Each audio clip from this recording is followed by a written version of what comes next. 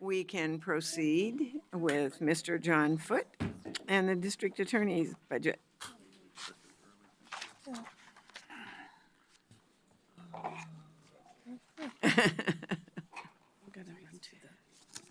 John, you could be whoever you want to be today. You just fill out one of those.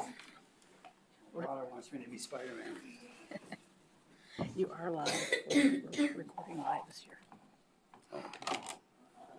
Wasn't it always? No.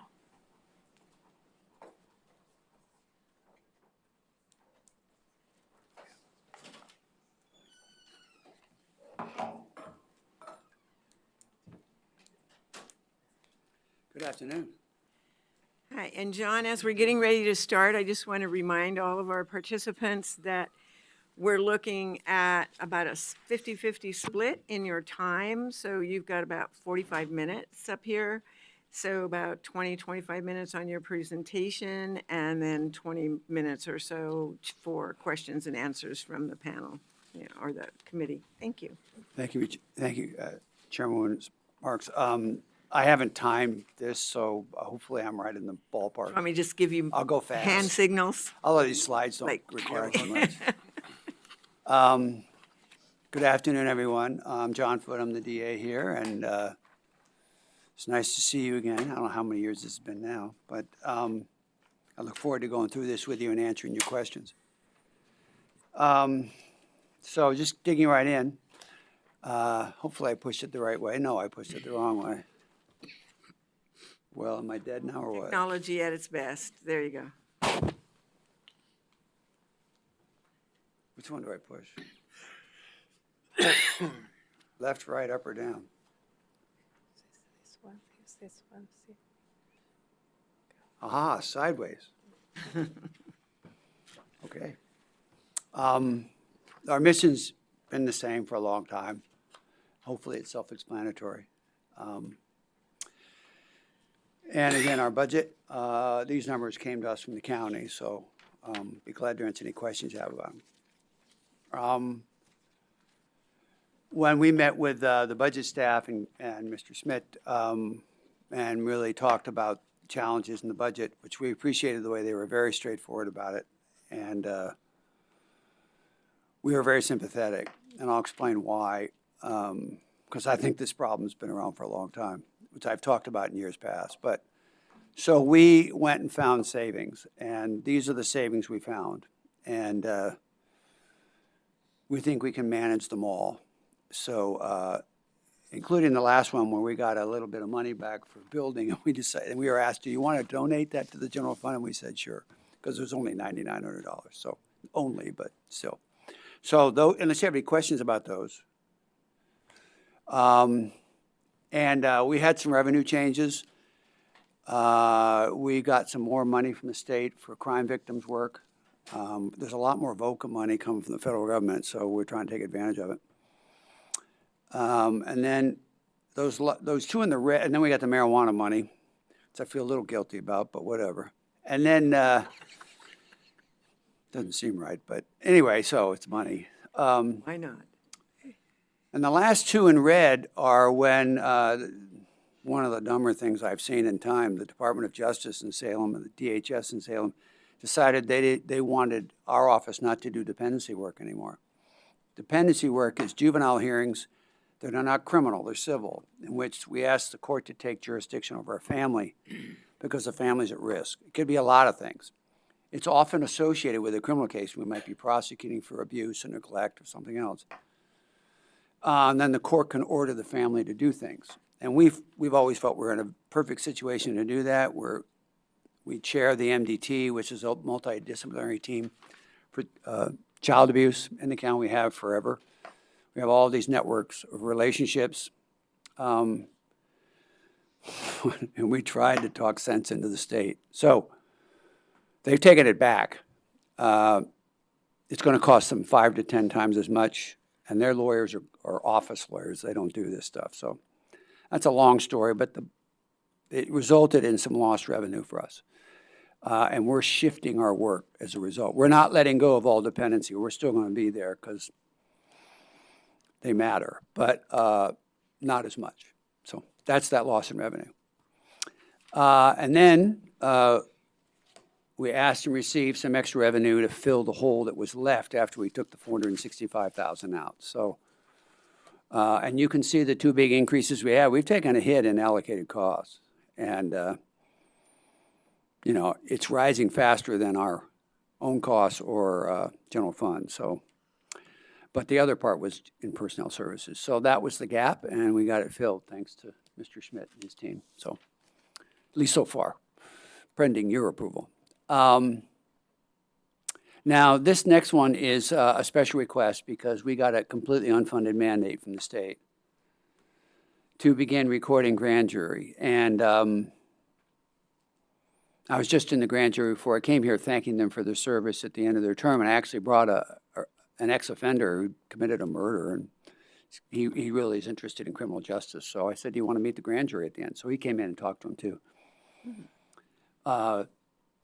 You know, we ask a lot of grand jurors, but so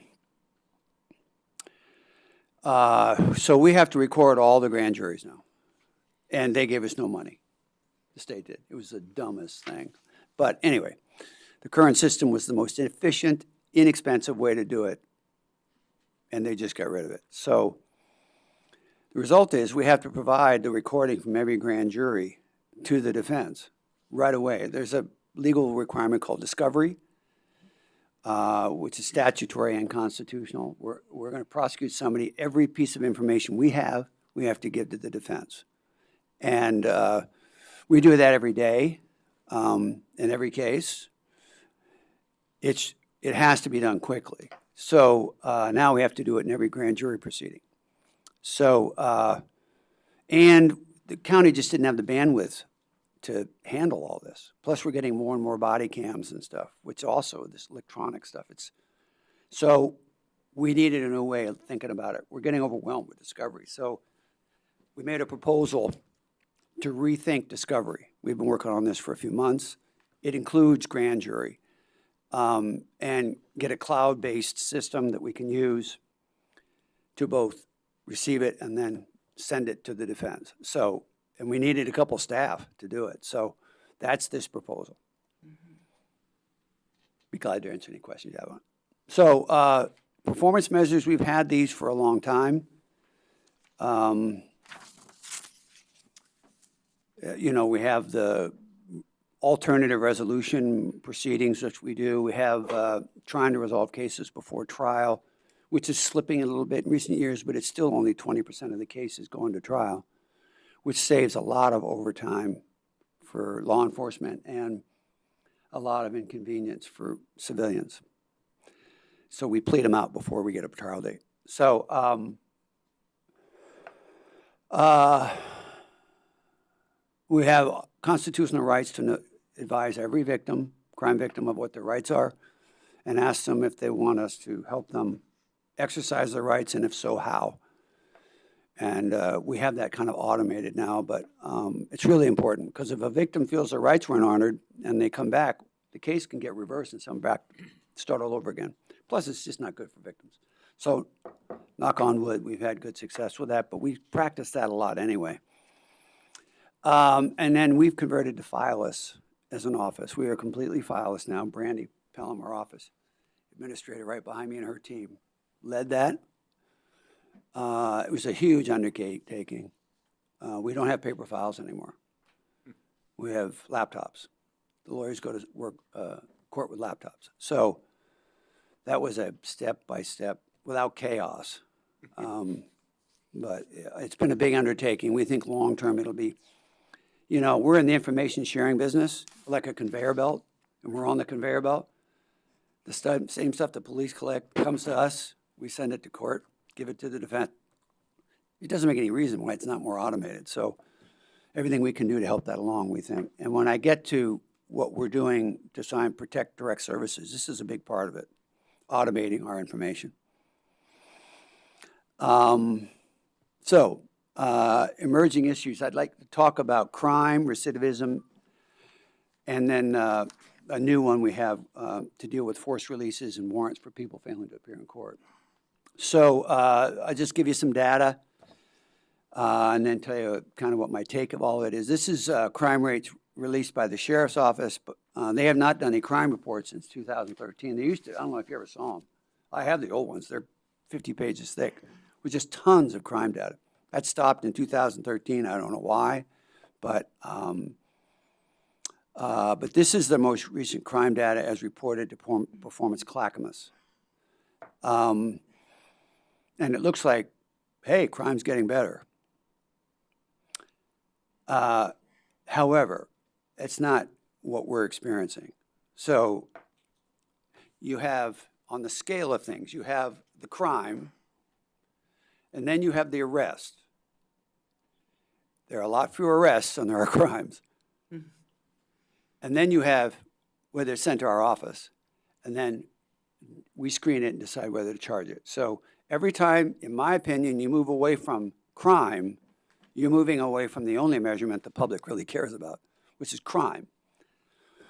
So this is a different measurement. This is the case, the referrals we get from law enforcement. And it's more than the sheriff's office. Just to show you what this graph looks like and what that graph looks like. Now, our graph is only 2012 to 2019, so it's only half of that graph. But they don't look the same.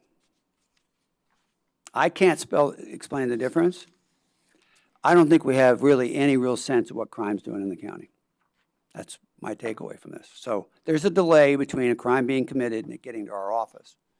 But the other interesting thing about this crime stuff is, if you look at the property crime referral rate, and the numbers on the right, the left-hand column of that graph, and then look at the property crime rate, look at the difference in the numbers.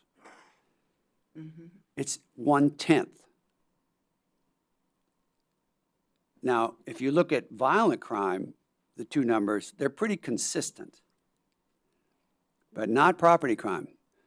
We're only getting, we don't get that many, high percentage of the property crimes that are committed in the county. We just don't get them. Now, some of that's because people have things done to them and they don't know who did it. So there's no arrest and there's nothing to us. But that's not the only reason, I don't think. There's a big gap, so. And this is our pattern of cases coming to us overall since 2012. And it's not a decrease. We had 1 year when it was down, but otherwise it's up. And our caseloads reflect it. So we're okay. I mean, the good news is our lawyers aren't paid by the hour. Unlike other offices in government who bill by the hour, like the Department of Justice, and they're really expensive because of that. We just do whatever comes in. And we manage our caseloads. We get reports every month about the caseloads in each team.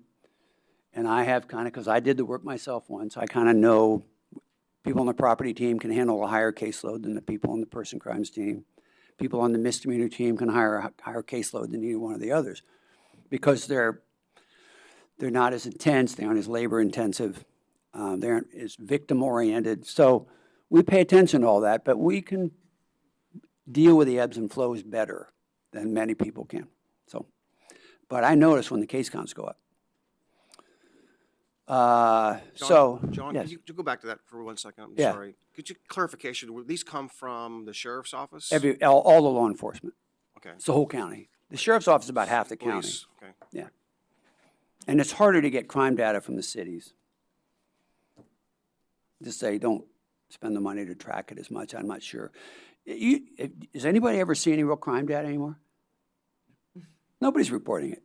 It's nuts. And I don't think it's a good thing. But that's not our job. So all I can do is give you what we've got. So now recidivism is interesting. I've talked about this before. This is parole now. There are two categories, parole and probation. Parole is people coming out of prison, and probation is people who never go to prison for that particular crime. And then they track them for 3 years, and we track arrests and convictions. And as again, I'd say the measurement that matters to me is arrests, because that's the closest thing to crime. Closest measurement to crime. We've had this conversation before, Mr. Cranston, but that's other people. Anyway, so it's not the right trend. in my view. So now probation is curious. It was also heading in the wrong direction until the last, now these are 3 years delayed, remember. This is a group, a cohort that starts in 2015 and tracks to 18. So it's current, but it's only tracking people who started in 2015 because of the nature of recidivism. You got to wait 3 years. So it is current, but the group is older. So I can't explain that drop. I've been talking to the Criminal Justice Commission, all sorts. What's going on with that? Why is that suddenly dropped like that? What are we doing right?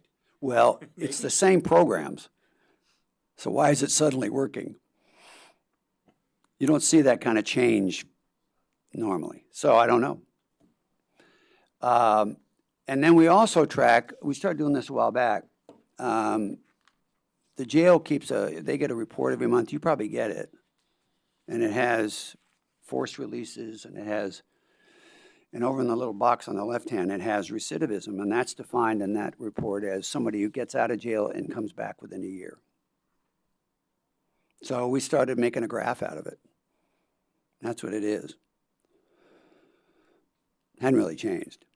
So now, we can talk about those numbers all you want. Let me just get through this, and then I'll go back. Protecting direct services.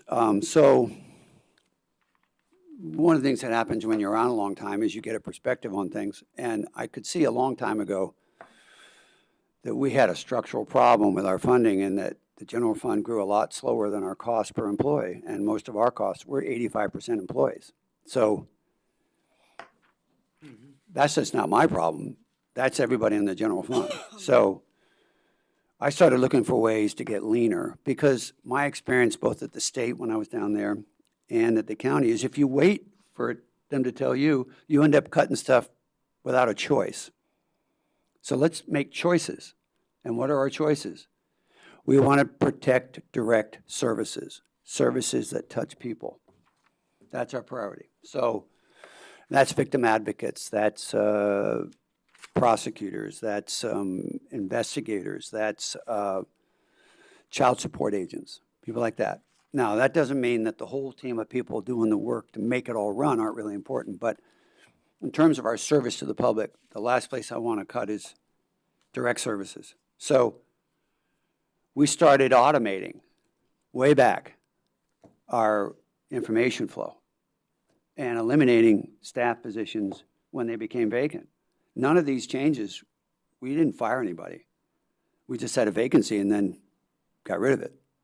So now you can see we're having to accommodate now. As we got more automated, we need a few people to do that. But those additional positions, almost all of them are not general fund. They're state crime victim money, and they're family support money that comes from the state, almost all of it. So that's been our philosophy. I know that matters to you, and now you're struggling with that. That's why when the budget people came to me and said, "We've got this problem," I say, "Yeah, we've had it for a long time, and we're all in it together. And when I save money, that's better for somebody else." So we had those conversations, Ellie, didn't we? So I think eventually, if we're responsible, maybe we can ask the public to close that gap a little bit, but we can't unless we're responsible first. So we believe in that, and we want to help. And if we have to cut direct services, we'll tell you how we made that decision. But so far, we haven't had to do that. So, and then this is our general fund support, which hasn't really grown that much either. So, luckily, we try and save. I know you've been concerned about carryover. Offices have a lot of carryover. I'm guilty because you let us keep it. So I spend the whole year trying to figure out how we can save money, because then it rolls into our next budget and it saves us asking for more. That's been my philosophy as well. So we got the message loud and clear from Gary about next year's budget. So I've already told everyone, we got to start saving money. So the beauty is I worked at the state before when we couldn't keep our carryover. If we didn't spend it, it went back. So at the end of every year, every fiscal year, we all sit around thinking, so is there something we need? Yeah. It's completely different when you can keep it. How much can we save? It saves positions, it saves pressure. So just so you know, that's been our philosophy, so. Okay. I'm done. Did I do my time right, Wilda? You did great, thank you. Commissioner Humberston? Just one question I'm trying to wrap my head around. Gary has indicated you did some significant cuts in savings in the general fund, and yet I'm looking at the graph you presented, which shows an increase in the general fund. So I am trying to figure out, Is it because of the other money that we need to add back because of I the don't know. mandate? That's my question. Yeah. I mean, I know we had to add money back in for grand jury recording and all that sort of thing. Is that why there's an increase, an actual increase in general fund Well, this support? is the proposed budget, which Understood. does have an increase, both because we had a gap that we had to cover that your budget staff. So it's, there was a major reduction, and then you have but you have increased because of grand jury recordation and whatnot like that. Okay, that, I just want to make sure that was the Yes. connection. and I wasn't don't sure. make those graphs, so That's okay. And I may have I may have misstated this morning. I apologize. The 465,000 cuts you made, that was not all general fund. And I may have insinuated that this assumed that it morning. was, so I didn't mean that. I apologize. I That's on me. back and look, yeah. I'm not sure exactly the And then breakdown. my only other question is there legislation being proposed to actually get you some funding out of the state for this recordation? Have you tried getting blood out of a turnip? Retardation or? We've tried. Recordation. We've made proposal after proposal after proposal prospectively, gotten nothing. Okay. We asked the emergency fund in Salem. They don't give us a thing. Mr. Feely and then Commissioner Savas? Thank you. Mine is not a budget question, but I'm just curious about the recording of the grand jury proceedings. I was a former presiding juror on the grand jury out here. What do you think will be the willingness of people to serve now that they're being recorded and all their words put down for posterity and for the defense? Can I ask a question? Sure. When did you serve as a grand jury? You know, I don't remember the year, but there was a very famous double murder that was, I was signing subpoenas. Ward Weaver? Yes. Oh, God. It was just prior to that. That was more than Arrest, 10 prior years to his ago. arrest. Yeah, Well, yeah. back then, one grand jury sat for a month, Oh, yeah, but we and did. every grand juror was mad about that. I thought it was fascinating myself. I was tired of doing budget work at work, so it was kind of a break. That's the only kind of. Sort of jury like I was watching on as a grand jury. Law and Order all day I was long. thinking a lot of my fellow grand jurors, I think, would have wanted nothing to do with it. Maybe me too in that case, you know. Well, I know the legislation's. we haven't heard anything about that.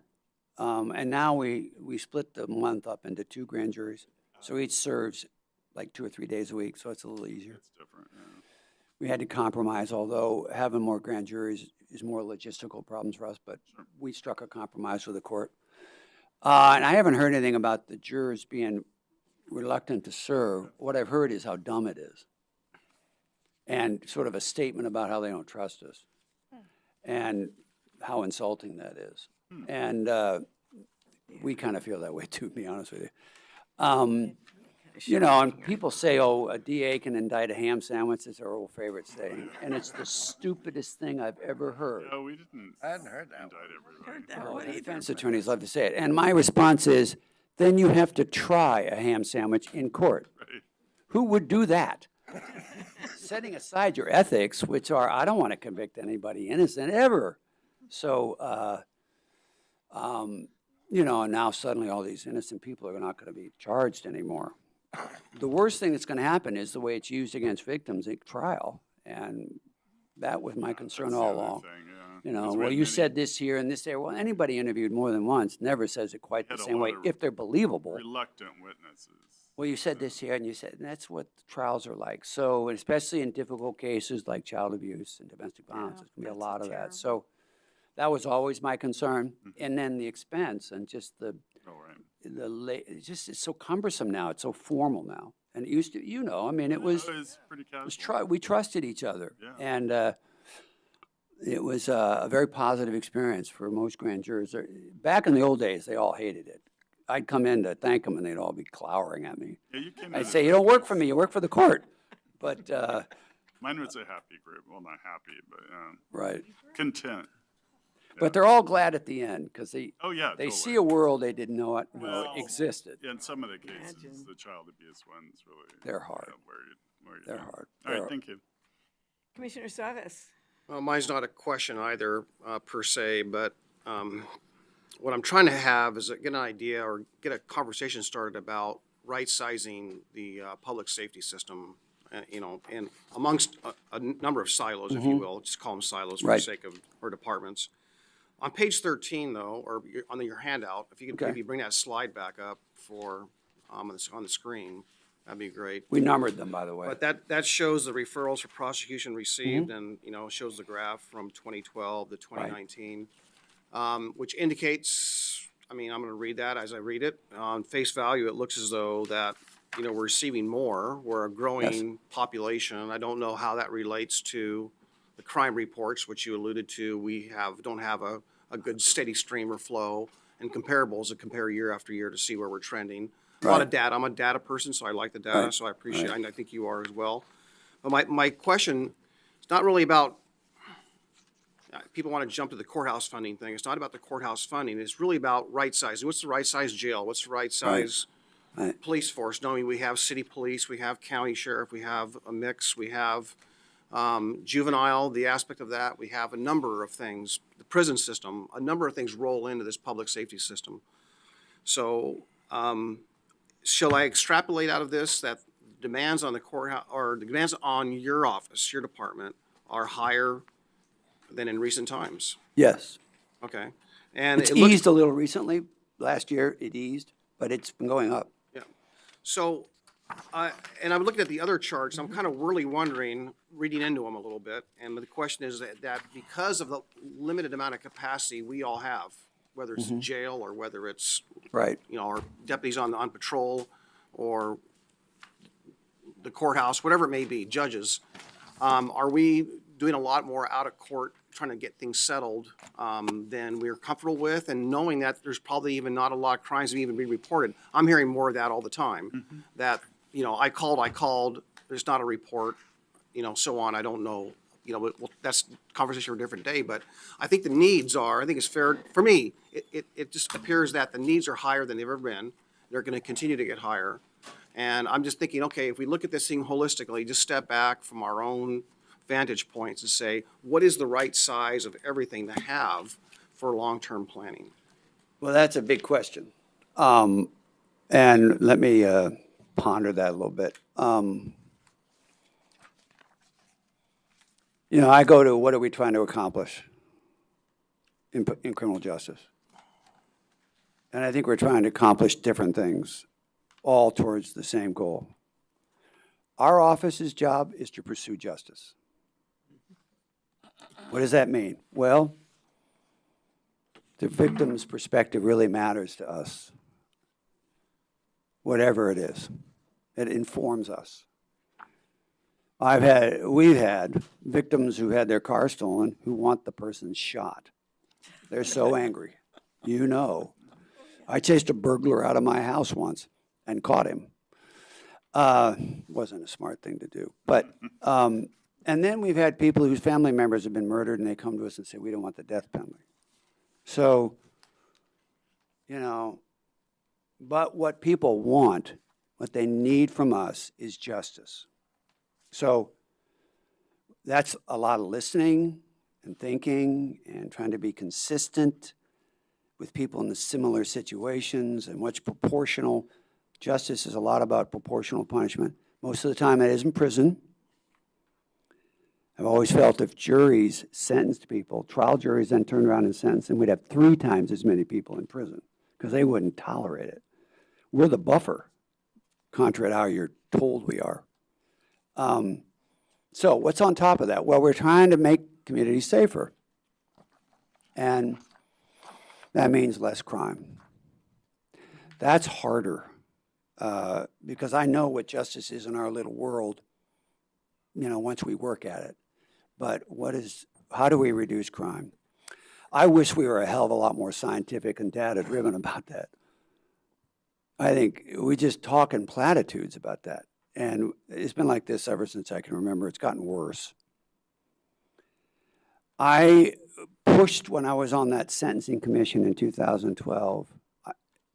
Dwight Holton and I came up with the idea of a special fund. It's now called Justice Reinvestment. But our idea was it would be a stimulus fund for only programs that had been randomized, control tested, and shown to reduce crime or recidivism for that particular population of people, because different populations are different.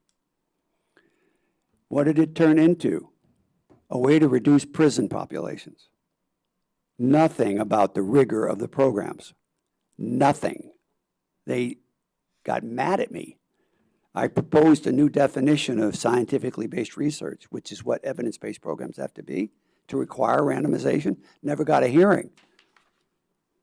We are so lax about what constitutes an evidence-based program that we get very not great results. Now, we're better than other states where they're worse, but I think we could do a lot better than that. I mean, if I was czar, I'd take all the money back and say, show me your evidence that that actually works with this population.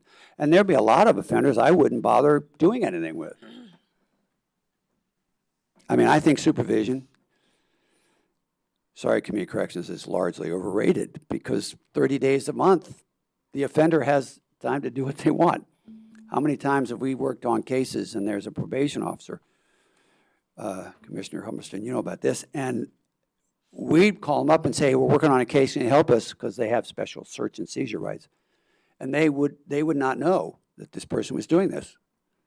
So I think we need to rethink all this. And, you know, I don't think, so prison is not, for me, first about preventing crime. It is more for repeat property criminals because they wreak havoc when they're out. But for violent crime, it's about justice, a proportional sentence. So how do we do all that? I think we got to talk to each other. I think we got to get a lot more honest about data and not be so driven to protect our turf.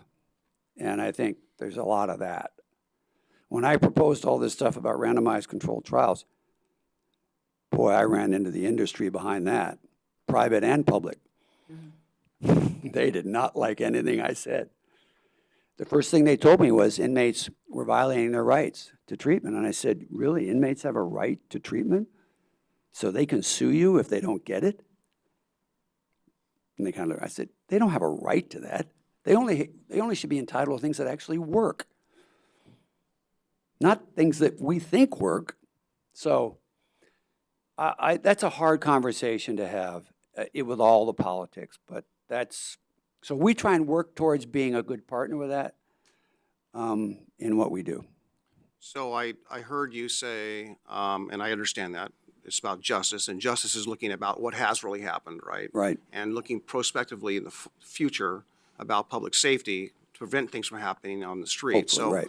how much, I mean, from your, and I understand how, you know, what your primary role is, which sounds like justice, right? First, we do other things Right, too, but yeah. exactly. So I guess what I'm trying to, I'll use the officer in Seaside who was shot and killed in Seaside as the example. He was shot and killed by a person who had repeated offender for other crimes, and it ultimately took a life of a police officer.